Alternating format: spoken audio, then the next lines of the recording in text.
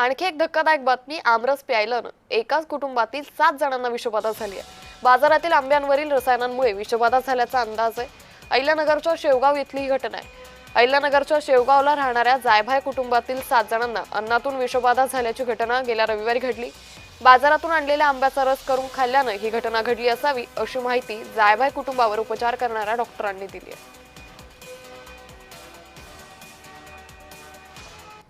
त्रास असा होत होता, चक्कर येत होती, डोकं दुखत होतं, काही कळून येत नव्हतं, म्हणजे सगळे बेशुद्ध पडले होते.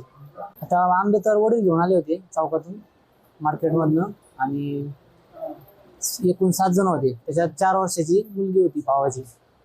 तर आता सगळे सुखरूप आहेत.